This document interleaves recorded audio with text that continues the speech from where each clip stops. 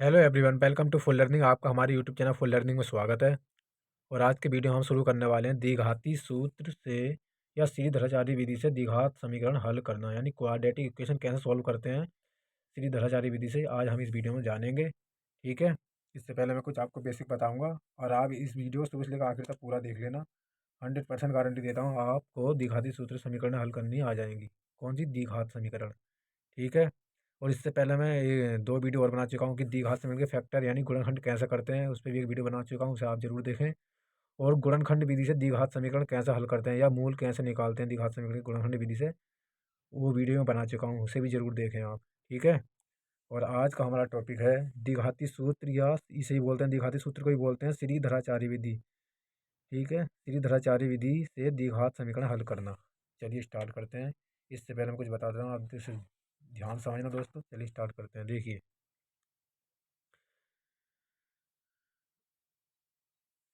ये class 10th exercise 4.3 का question number 2 के कुछ क्वेश्चन लिए हैं मैंने। 3 एग्जाम्पल लिए हैं और देखिए कौन कौन से लिए हैं अभी समझाता हूँ मैं आपको। देखिए, द्विघात समीकरण का जो मानक रूप होता है, स्टैंडर्ड, ठीक है, जो मानक समय रूप होता है द्विघात समीकरण का, वो इस फॉर्म होती है। कोई भी द्विघात समीकरण जो होगी वो इस फॉर्म में होगी: a x square plus B x plus C is equal to zero. अगर कोई भी इक्वेशन इस रूप में लिखी है, ठीक है, और मैक्सिमम पावर जो है एक्स की 2 है, तो वो द्विघात समीकरण कहलाएगी, ठीक है। तो ये आपको याद रखना है, ठीक है। और ये क्या होता है? एक्स स्क्वायर का गुणांक यानी एक्स स्क्वायर का कॉफिशिएंट, और बी क्या होता है? एक्स का गुणांक, और सी अचर पद यानी कांस्टेंट टर्म, ठीक है। ये क्या होता है? मानक समीकरण होता है द्विघात समीकरण का, ठीक है। अब देखिए, जो भी कोई भी द्विघात समीकरण होगी, तो देखिए इसमें 3 कंडीशन अप्लाई होती हैं। अगर आपको द्विघाती सूत्र अप्लाई करना है, अब इन 3 कंडीशन को याद कर लीजिए अच्छे से। देखिए, कोई भी द्विघात समीकरण होगी तो वो इस फॉर्म में होगी, ठीक है। A x square plus B x plus c equal to zero. अब देखिए, द्विघात समीकरण के दो भिन्न वास्तविक मूल होते हैं यदि बी स्क्वायर माइनस 4ac बड़ा हो जीरो से, ठीक है। ये आपको याद रखना है। और दो बराबर वास्तविक मूल होते हैं यदि वी स्क्वायर माइनस 4ac बराबर हो जीरो। और कोई वास्तविक मूल नहीं होता यदि B square minus 4ac less than zero, यानी कि बी स्क्वायर माइनस 4ac का मान अगर आएगा जीरो से, क्या आएगा? छोटा आएगा। तो ठीक है, कैसे आएगा छोटा, अभी मैं एग्जांपल लूंगा, उससे क्लियर हो जाएगा आपको। सो गाइज, अगर आप वीडियो शुरू से लेकर आखिर तक पूरा देख लेना, आपका कोई भी डाउट नहीं बचेगा। 100% गारंटी देता हूँ आपको। समीकरण सोल्व करने यानी किसी तरह कोई डाउट नहीं बचेगा। यानी भिन्न वास्तविक मूल कैसे निकालते हैं, दो बराबर वास्तविक मूल कैसे आते हैं निकल कर, ठीक है, कोई वास्तविक मूल कब नहीं होता, ये कंडीशन अप्लाई करूंगा इन तीनों पे बेस्ड। एक एक एग्जाम्पल मैंने लिया है द्विघात समीकरण का, ठीक है। और द्विघाती सूत्र से हल करेंगे हम, ठीक है। चलिए स्टार्ट करते हैं। तो देखिए, पहला एग्जाम्पल देख लीजिए।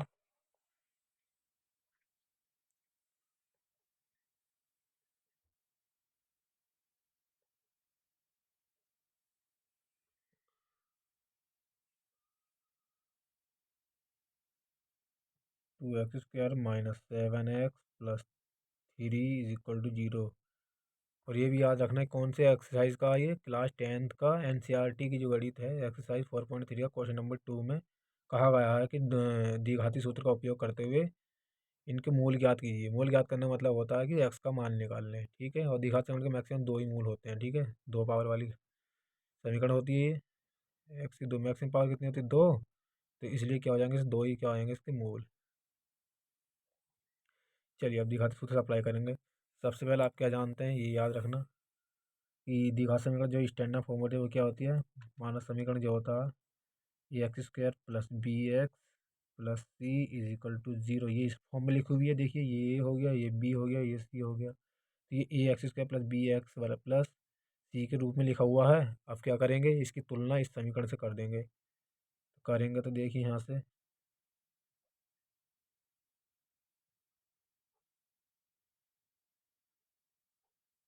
तुलना करने पर, ध्यान समझना दोस्तों। देखिए यहाँ एक्स स्क्वायर गुणा कितना ए है और यहाँ कितना एक्स गुणा दो, तो ए बराबर हो जाएगा दो। अब देखिए यहाँ एक्स गुणांक देखेंगे, यहाँ एक्स गुणांक कितना? -7, और यहाँ एक्स गुणांक कितना? बी। बी बराबर हो जाएगा -7, और यहाँ सी बराबर कितना हो जाएगा? 3। अब हमें क्या निकालना है? बी स्क्वायर माइनस 4ac का मान निकालना है। बी स्क्वायर माइनस 4ac, और B square minus four A सी को ही क्या बोलते हैं, डिस्क्रिमिनेंट यानी विविक्त कर बोलते हैं द्विघात समीकरण का। ठीक है, इसे डी से भी शो करते हैं, याद रखना। ठीक है, तो B square minus four A सी का मान निकालेंगे तो बी की वैल्यू कितनी है, -7, और स्क्वायर है तो स्क्वायर कर देंगे। -4 इंटू ए की वैल्यू कितनी है, 2, 2 रख देंगे, इंटू सी की वैल्यू कितनी है, 3। रखिए मान, अब निकालिए। 7 का जब -7 का स्क्वायर करेंगे कितना हो जाएगा, 49। और ये माइनस, क्योंकि देखिए माइनस की पावर अगर सम संख्या होती है, अगर किसी माइनस संख्या की पावर सम संख्या होती है तो क्या हो जाता है, माइनस गायब यानी प्लस बन जाता है। और विषम पावर होगी तो माइनस बाहर आ जाता है। ठीक है, ये आपको याद रखना है। अब यहाँ 4 दूनी 8, 8 या 24, 49 में से 24 24 घटाएंगे तो कितना बचेगा, 25। 25 बचा, यानी B square minus four A सी का मान कितना आ गया, कितना आया, 25, जो कि क्या आ गया, जीरो से बड़ा। और इस कंडीशन में क्या होता है, मैंने आपको बताया था, जब भी B square minus four A सी का, क्योंकि हाँ देखिए, क्योंकि B square minus four A C greater than आ गया जीरो, क्योंकि प्लस में आया है ये 25, तो क्या हो गया, जीरो से बड़ा हो गया बी स्क्वायर का मान। B square minus four A सी का मान, देखिए जब B square minus four A सी का मान क्या होता है, जीरो से बड़ा होता है, तो क्या होता है, दो भिन्न वास्तविक मूल होते हैं। ये आपको याद रख लेना। ठीक है, दो भिन्न वास्तविक मूल होंगे। तो क्या लिखेंगे, यहाँ लिखेंगे, अतः इस समीकरण के दो भिन्न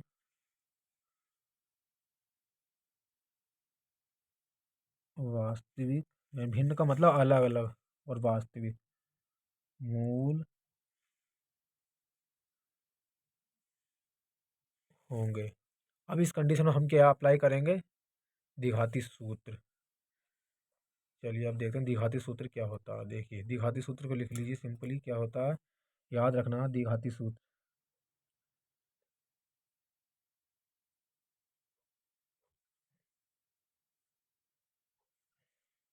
या इसे बोलते हैं श्री धाराचार्य विधि, क्योंकि इसी बोलते हैं श्री धाराचार्य विधि से इस कंडीशन में हम अप्लाई करते हैं श्री धाराचार्य विधि। क्या होता है, याद रखना सूत्र, x is equal to minus B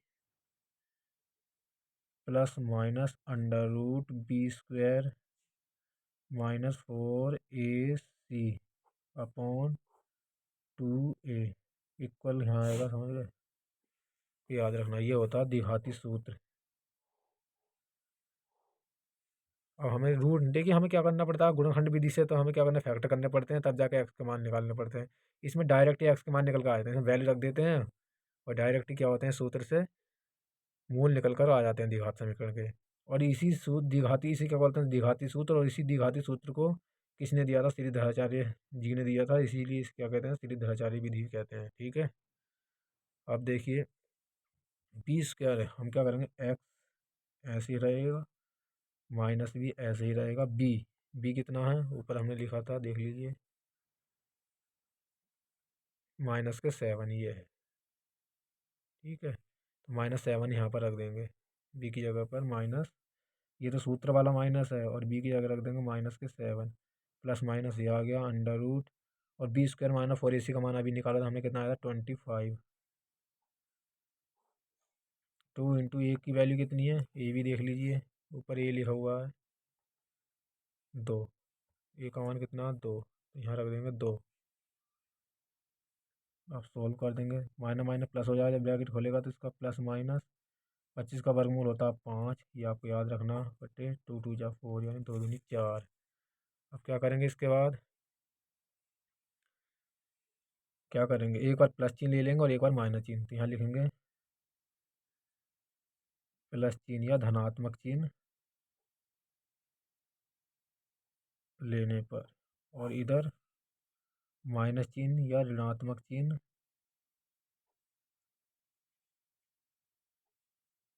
लेने पर। पहले प्लस चिन्ह लेंगे तो क्या करेंगे, देखिए एक्स बराबर, एक्स के दो मान आएंगे, प्लस चिन्ह लेंगे क्या करेंगे, तो माइनस छोड़ देंगे, प्लस ले लिया, बटे 4, 7 5 12, 12 बटे 4, 4 तिया 12, यानी एक्स इजिकल टू कितना आ गया, 3।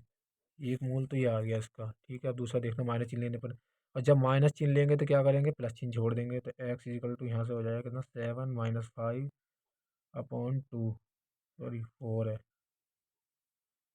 7 में से 5 गया, कितना बचेगा, 2 बचेगा।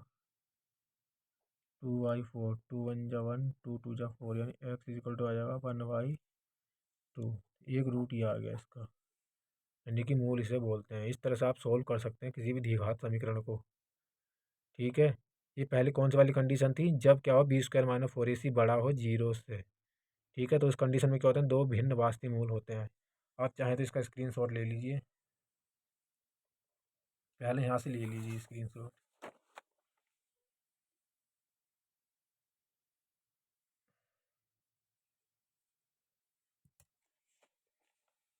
देखिए पहले यहाँ से स्क्रीनशॉट ले लीजिए, बिल्कुल अच्छे से एक्सप्लेन करूँगा, आपको दोबारा देखने की ज़रूरत नहीं पड़ेगी वीडियो।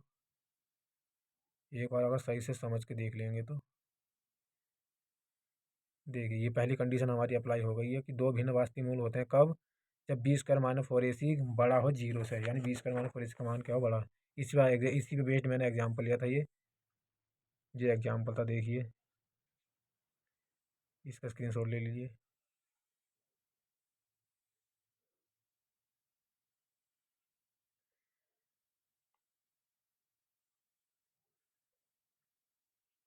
चलिए अब देखिए दूसरे कंडीशन, जब दो बराबर वास्तविक मूल होते हैं, कब होते हैं दो बराबर वास्तविक मूल, यदि b² - 4ac बराबर क्या हो, 0। अब इस पर आधारित एक एग्जाम्पल ले लेता हूँ मैं, ध्यान समझना दोस्त। तो देखिए अब दूसरी कंडीशन देखेंगे हम, दूसरी कंडीशन एग्जाम्पल देखिए, दो बराबर वास्तविक मूल कैसे होते हैं, अब देखिए इस पर आधारित एग्जाम्पल लेते हैं हम।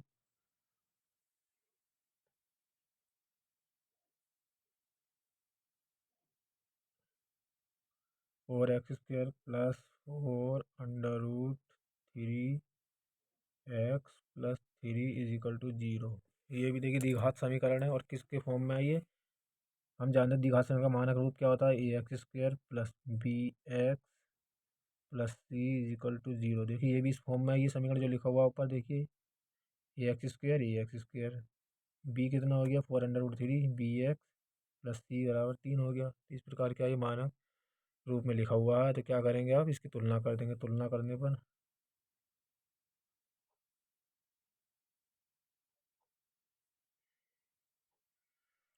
e = हो जाएगा हमारा 4, एक जगह 4 है, और यहाँ देखिए b बराबर कितना हो जाएगा, b बराबर हो जाएगा 4√3, और c बराबर हो जाएगा हमारा 3। अब निकालेंगे b², इसलिए b² - 4ac का मान निकालेंगे। b का मान कितना, 4√3, स्क्वायर है तो स्क्वायर कर देंगे, -4 इंटू a का मान कितना देखिए 4 है, c का मान कितना 3 है, रख दिया मान। रखने के बाद क्या करें, सॉल्व करेंगे। जब इसका वर्ग करेंगे, स्क्वायर करेंगे 4√3 का, तो कितना हो जाएगा, 4×16 गुणा 3, -4×16 = 48, 16×48 -48 हो जाएगा ये। 48 से 48 कट जाएगा, यानी 48 में 48 घटाएंगे तो क्या बचेगा, 0। चलिए आगे करते हैं। अब देखिए b² - 4ac बराबर क्या आ गया, 0। b² - 4ac बराबर आ गया 0, क्योंकि b² - 4ac बराबर आ गया 0, तो क्या हो जाएगा, इस कंडीशन में क्या होता है, जब b² - 4ac बराबर क्या हो, b² - 4ac बराबर 0 होता है, तो क्या होता है, दो बराबर वास्तविक मूल होते हैं। सही है, ठीक है। तो क्या लिखेंगे, आता है इस द्विघात समीकरण के दो बराबर, दो बराबर कैसे मूल होंगे, दो बराबर, और देखिए वास्तविक मूल होते हैं, ठीक है। दो बराबर वास्तविक मूल होंगे। अब इस कंडीशन में क्या लगाएंगे, आप द्विघाती सूत्र। अब देखिए द्विघाती सूत्र अप्लाई करेंगे, तब द्विघाती सूत्र से या इसे बोल रहे हैं सीधी धराचार्य विधि से। चलिए अब देखिए दिखाते सूत्र लिख लेते हैं पहले।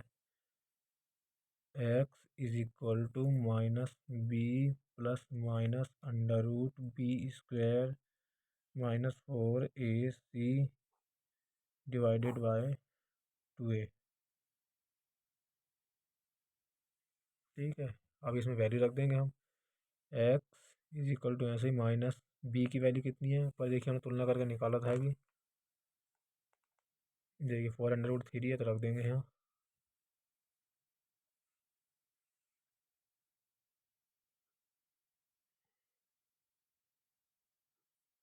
प्लस माइनस ऐसे ही आ जाएगा। अब 20 का -4ac का मान हम ऊपर निकाल चुके हैं, कितना आया था 0 इंटू 2a। तो कुल मिला के बात ये है क्या हो जाएगा देखिए, माइनस के 4√3 डिवाइडेड बाई 2a।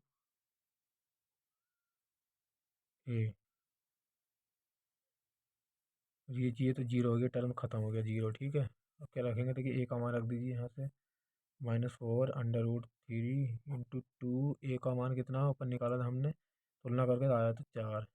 4 से 4 कट जाएगा तो ये बचेगा माइनस के √3/2। तो यानी कि दो मान आएंगे माइनस का, क्योंकि बराबर मूल होंगे ना तो दो। इस प्रकार ही एक्स के दो मान आएंगे, x इजिकल टू माइनस के √3/2।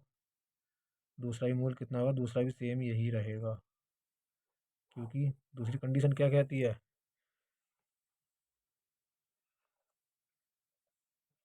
देखिए दूसरी कंडीशन खुद कहती है कि दो बराबर वास्तविक मूल होते हैं जब b² - 4ac बराबर 0 हो। तो देखिए दो ही बराबर वास्तविक मूल निकल कर आए हैं ये। देखिए दोनों सेम आएंगे बिल्कुल। x बराबर -का√3/2 -का√3/2। इसका भी आप स्क्रीनशॉट ले लीजिए। थोड़ा वीडियो लंबा हो जाएगा लेकिन आप पूरा देख लीजिए, आपके डाउट सारे क्लियर हो जाएंगे, आपको ये द्विघाती सूत्र का झंझट ही खत्म हो जाएगा। ठीक है, सोल्व करने आ जाएंगे द्विघात समीकरण, द्विघाती सूत्र समीकरण कैसे हल करते हैं और कैसे वास्तविक मूल होते हैं, कब बराबर वास्तविक मूल होते हैं और कब कोई भी मूल नहीं होता। इस पूरा देख लीजिए, ये सब क्लियर हो जाएगा आपको। फिर बोर्ड एग्जाम में आप कोई भी क्वेश्चन गलत करके नहीं आएंगे इससे रिलेटेड। चलिए अब नेक्स्ट क्वेश्चन देखते हैं, तीसरी कंडीशन। तीसरी कंडीशन है कोई वास्तविक मूल नहीं होता है। कब नहीं होता, जब b² - 4ac लेस देन हो 0, यानी 0 से छोटा। b² - 4ac का मान अगर 0 से छोटा होगा या माइनस में आएगा तो क्या क्या बोलेंगे हम कि कोई वास्तविक मूल नहीं होता। चलिए देख लेते हैं इस पर नेक्स्ट एग्जाम्पल।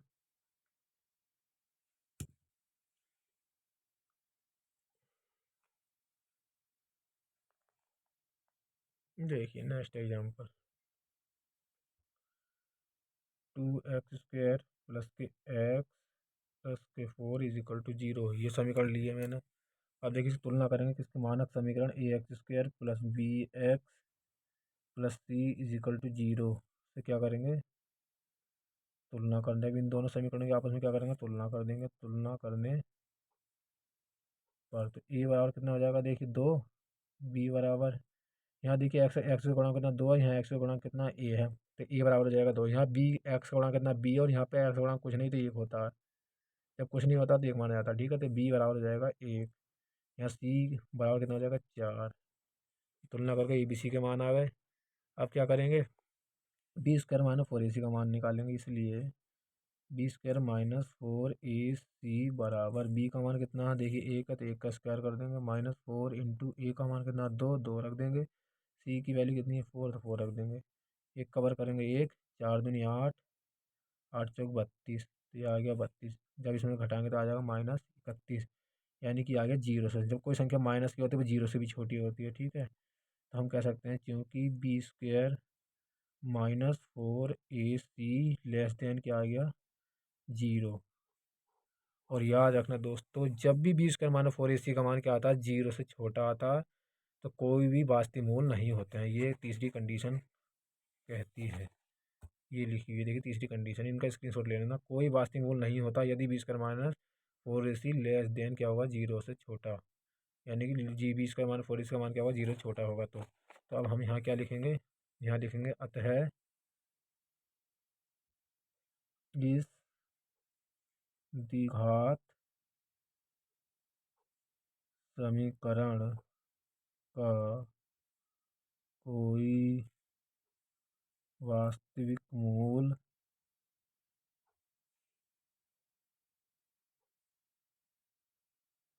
नहीं होगा।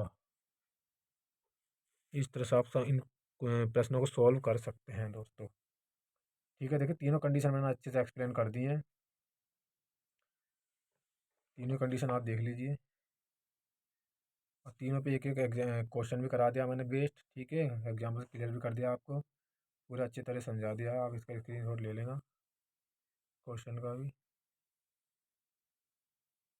फिर भी कोई डाउट रहता तो आप कमेंट करके बता सकते हैं।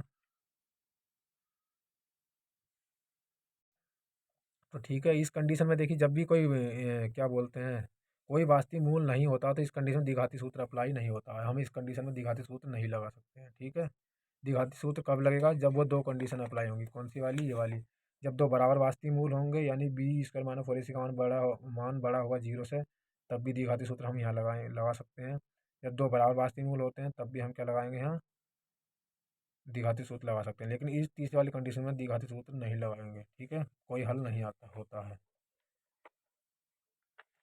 चलिए, सो गाइज, अगर आपको ये वीडियो अच्छा लगा तो प्लीज़ वीडियो को लाइक करें, शेयर करें और कमेंट करके ज़रूर बताएं ये वीडियो आपको कैसा लगा। चैनल को सब्सक्राइब करें, बेल आइकन को प्रेस करें, जिससे आने वाली वीडियो नोटिफिकेशन सबसे पहले आप तक पहुंच सके। फिर मिलते हैं नेक्स्ट वीडियो में। तो thank you for watching this video.